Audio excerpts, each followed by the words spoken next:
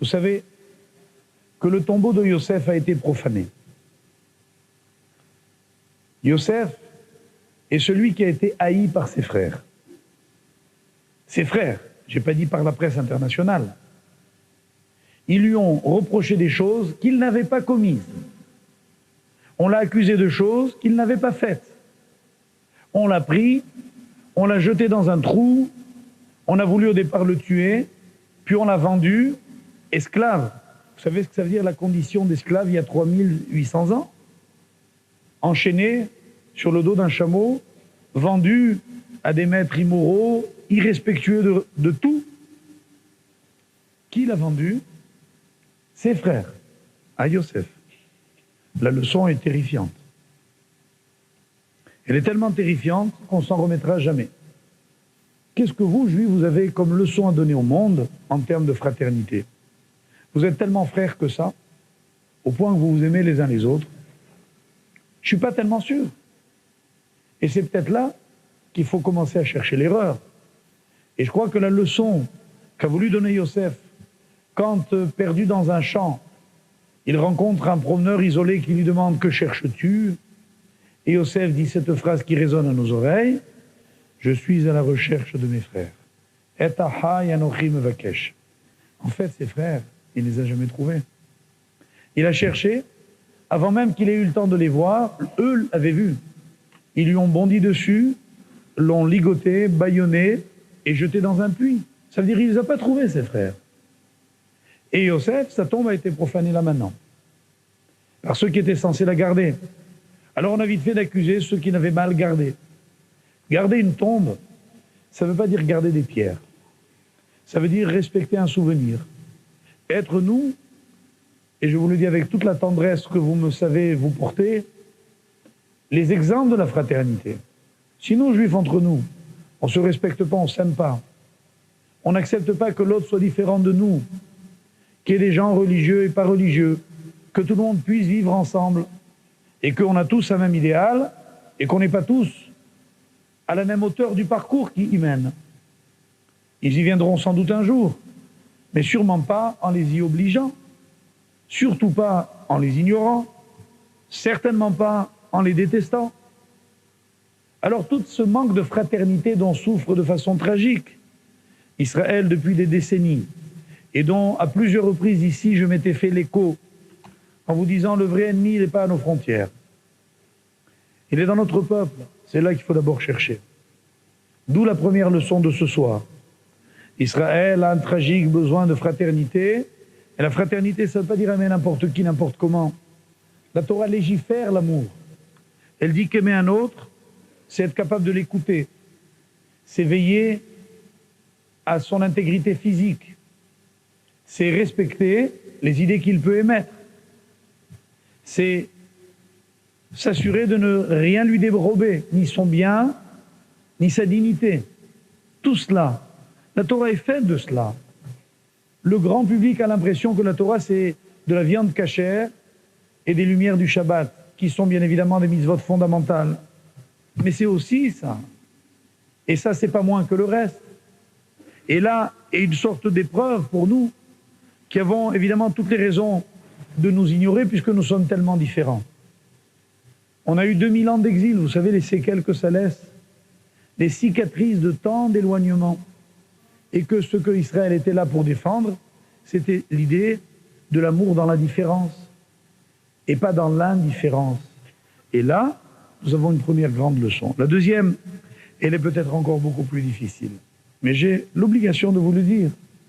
Le monde parle de nous en termes très durs. D'abord, rassurez-vous, ça ne date pas d'aujourd'hui. Ce monde, cela fait exactement 2000 ans qu'il dit d'Israël tout ce qui est faux. Tout. Et d'où nous en avons la source? La Torah dès l'origine disait que le peuple juif, et je répète ceci, du temps d'Abraham, sera confronté à 4 royaumes qui se succéderont l'un l'autre. Le premier sera la Babylonie, le deuxième sera la Perse, le troisième sera la Grèce, et le quatrième sera Rome. Le premier de ces exils qu'a justement vécu Abraham était celui de l'idolâtrie sous Babylone, où les idoles étaient monnaie courante, où la séduction intellectuelle était extraordinairement forte et où Abraham a dû résister à toutes ces tentations pour rester le croyant d'un Dieu un. Et il a réussi. Ensuite est venue la Perse. Elle a été confrontée à la civilisation d'Esther et de Mardochée. Elle était le monde du vice et de la volupté. C'était le royaume d'Assuérus, de ses 127 provinces, d'un festin de 6 mois qui n'en finissait pas. Et le vin coulait à flot, et les défilés de femmes dénudées s'exposaient au regard de tous ceux qui participaient. Face à ce monde, Israël a résisté. Il a sorti Esther, qui en hébreu veut dire la cachée, la voilée. Ça veut dire celle qui est pudique. Esther était pudique. C'est grâce à la pudeur qu'Israël a répondu à l'impudicité. Comme il a répondu à la multiplicité des dieux par l'unité de Dieu. Abraham a dit il n'y en a qu'un. Esther a dit je reste moi-même et je ne me déshonore pas. Quant à la troisième Malchut, la troisième royauté de Yavan de la Grèce, elle a été opposée aux Asmonéens, qui ont fait montre d'un courage extraordinaire, qui ont montré que on pouvait vaincre les plus forts en étant les plus petits. C'est la fête de Hanouka, la fête de la lumière. Face à la violence, ils ont opposé la lumière. De Hanouka, on ne retient pas le symbole d'un glaive. On aurait pu retenir la victoire militaire d'une toute petite poignée d'hommes qui résistent aux énormes armées aguerries de la Grèce antique. Non. C'est Hanouka, Judas Maccabée et ses frères qui ont été la réponse. La quatrième Malchut, la quatrième royauté, a commencé avec Édom. C'était l'époque de ces martyrs dont j'ai parlé à l'instant. Ils vont être les sages du Talmud. Ils vont opposer au monde quoi? Et que le monde va leur demander? Si la première tentation était l'idolâtrie, la deuxième l'inceste, la troisième le meurtre, la quatrième sera la plus terrible de toutes. Elle s'appelle la médisance. Ça veut dire que la Guémara disait déjà, dans Erchin, page 17, que Israël sera confronté pendant toute la durée de son histoire jusqu'au bout, au thème de la médisance. Dire et dire et dire du mal. Et on a fait depuis 2000 ans que de dire du mal. Et ça, c'est quoi? C'est sans doute l'effort qu'il a fallu faire et qu'il faudra continuer à faire maintenant pour que cesse la médisance à l'égard d'Israël. Voilà pourquoi ce que je vais vous demander en partant d'ici, c'est de vous procurer ce livre, écrit par un maître mort en 1933, le Chafetz Chaim, qui a passé sa vie à essayer de tenir sa langue. Et il a écrit un livre qui s'appelle « Garde ta langue et tu connaîtras la vie ». Ça veut dire que celui qui tous les jours étudie ces simples lois, qui nous demandent de ne pas commencer à parler des gens, dès qu'on est rassemblés, on est 2 ou 3 autour d'une table, tu as vu un tel ce qu'il a fait? Et puis ça dégénère toujours, même si ça commence par un compliment.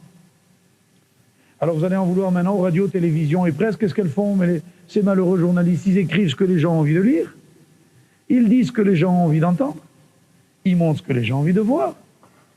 S'il n'y avait pas d'acheteurs de la Shonara, il n'y aurait pas de vendeurs. Le monde se nourrit de colportage et de médisance, alors ça se vend très bien. Et quand en plus on va attaquer les Juifs, ça se vend très très bien.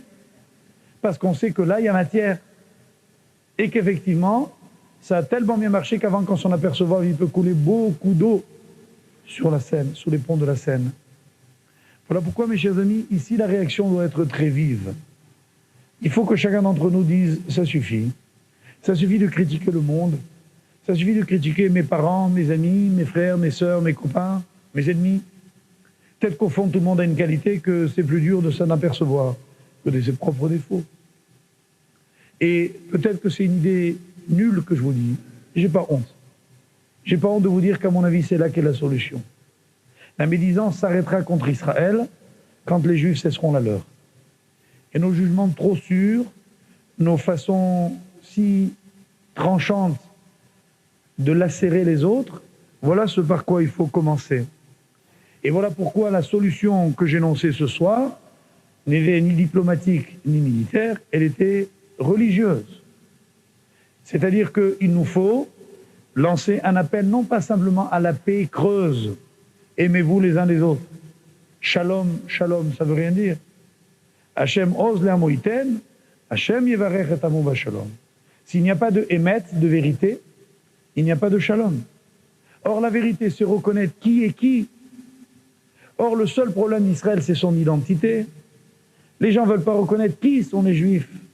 Alors on camoufle leurs vestiges, on détruit leur temple, on dit qu'ils n'existent pas. Comment la paix peut régner sur un mensonge? Et c'est là la clé de l'histoire. Alors comme nous croyons en Dieu, nous croyons aussi en l'homme. Et nous pensons que chez tout homme, il y a une étincelle de vérité inextinguible. Et qu'elle finira toujours par paraître à l'extérieur.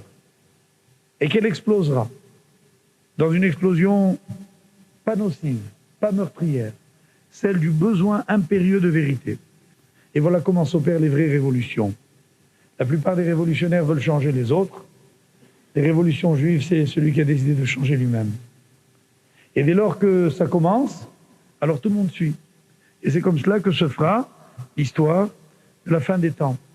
Je suis à la recherche de mes frères. Et ahai anochi mevakesh.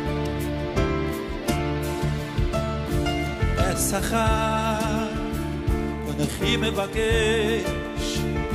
Hagidonu li, איפה הם רואים?